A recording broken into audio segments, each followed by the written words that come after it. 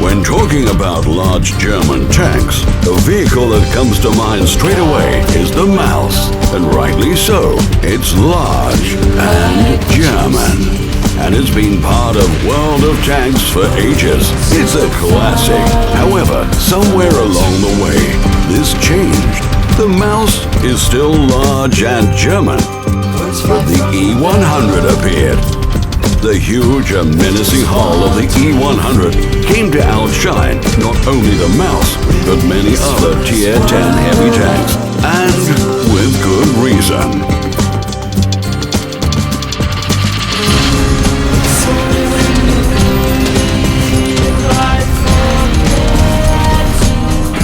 There are a lot of interesting vehicles in the German tank tree, but the E-Series has always stood out. Every vehicle with an E at the start of its name is good in its own way. You might even say they are legendary. It doesn't matter whether it's the E25 Flea or the autoloader-equipped Xenomorph, the Waffenträger, but they all have one common problem. They aren't the E100. A huge 130-ton vehicle larger than a bus provokes fear and respect. Although it may have a hard time getting due recognition in random battles, it still makes its presence felt. Remember the Maus? By tradition, it's still considered the #1 target when it appears on the battlefield. Things are different with the E100. Everyone is afraid of it. But speaking honestly, it's almost impossible to get away from the comparison with the Maus. Indeed, the two are very much alike. Both are gigantic, and this makes them both magnets for artillery. Both have awful handling, making them even more tempting targets. So, if you can look past the size and tell yourself it'll act as a deterrent, that sluggishness is far more than an Achilles heel. It's like swimming 100 meters in a bulletproof vest. The E100 has the worst power-to-weight ratio amongst all Tier 10 heavy tanks. Yes, you heard that right, the worst. The Maus is more powerful by 0.2 horsepower. This thing is a slug. For illustration purposes, we could hold a competition among the tanks with engine power of more than 1,000 horsepower. A race. But there wouldn't really be any point. The E100 is equipped with the Maus gun. The gun itself is bearable. It's also used on the Ferdinand and Jagdpanther II, and it performs well in Tier 8 battles, but with Tier 10 vehicles, only the Maus can allow itself to carry it. The point is that this gun is not even the top one on the E100. Yeah, that's right. You spend more than 183,000 XP and 6,100,000 credits to get a stock tank. You might feel like you have bought an SUV with stools instead of comfortable seats. To make the tank elite, you'll need to accumulate another 65,000 XP. On average, you'll have to fight about 100 battles. That might be okay, but what do you get as a result? The 150mm Top Gun is quite controversial. Let's start with the fact that its rate of fire is only 3 shots per minute, and that's with 2 loaders in its crew.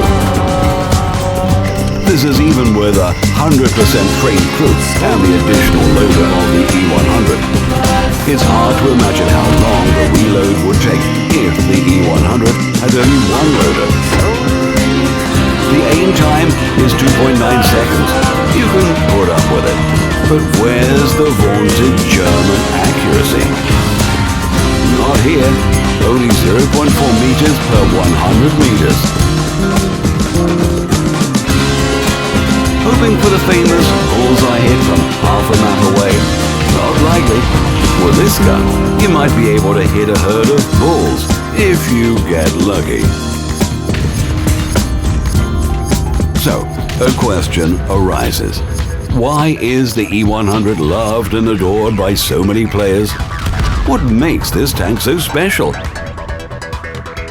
The answer is in the combination of two factors, armor and alpha damage. The E100 is a true heavy tank. Its hull can withstand hits from even the most powerful opponents, and it may not be obvious from its statistics, but this German tank becomes extremely formidable in certain situations. What is the secret? The E100 doesn't have one of those Soviet pike noses and doesn't bounce shells if you expose the front to your opponents. But it's truly excellent in side scraping. In such a position, even the Jagdpanzer E100 will not be able to penetrate its armor. A shell has to penetrate effective armor of such enormous thickness, it would be easier for the opponent to drive all the way around the map and get behind the E100. Besides regular armor, the German is also equipped with side skirts or skirting plates. They can fend off enemies, like the walls of Constantinople. They work the same way as the side skirts of the IS-7, and you realize that shooting at them with heat shells is like trying to argue your way out of a speeding ticket. First of all, it's pointless, and secondly, it will likely backfire on you. The E100's armor is not flawless. Its lower glacis plate is 150mm thick and placed at a good angle, but this weakness would not be forgiven in ancient Sparta. But they wouldn't be right.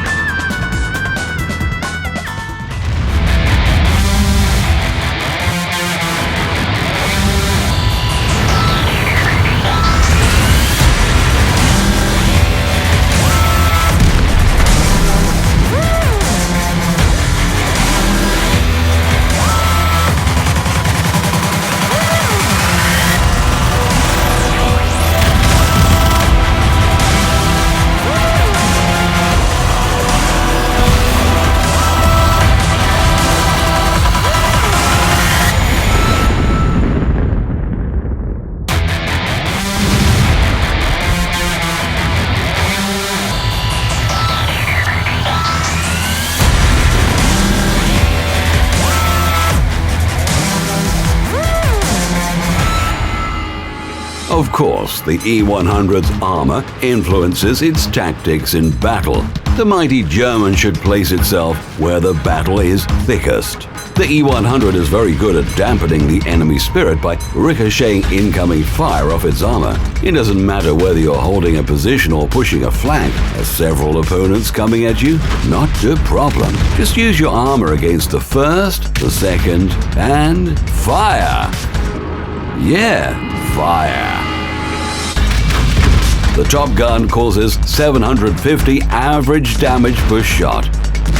Just imagine, 3 shots, and the menacing T-57 Heavy is on its way back to the garage.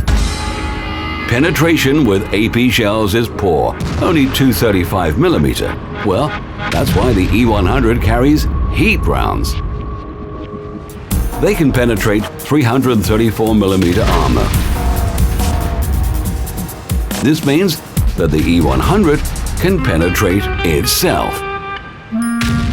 The clash between two E100s is like a fight between King Kong and a T-Rex. No one can intervene in this battle. It's too frightening, but it's also not quite that simple. Remember that the E100 suffers against low Soviet medium tanks due to its large height. An Object 140 can easily drive right up to the German Heavy and it won't be able to do anything at all. But at the same time, its height comes in handy when the E100 facehugs other heavy tanks. It can fire down at the roof of the IS-7. How many hopes and dreams have been shattered by the monstrous E100?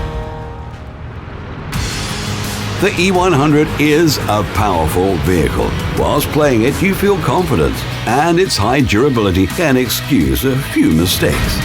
This tank forgives its driver, but not its opponent. Do you need to take 1 or 2 hits to get to an advantageous position? The E100 can handle it. Its great armor can hold back a whole flank. And when it comes down to a shootout, the high alpha damage rules. Exchanging fire with opponents shot for shot is an unbeatable strategy. In these conditions, the E100 will be victorious in any duel. Of course, shooting with heat shells will cost you a bundle, but the E100 is a hummer in World of Tanks. Yes, it's a gas guzzler, but hell, it's a hummer. So, you shouldn't regret spending credits. The E100 justifies all your investments. And yes, the German accuracy works. Sometimes.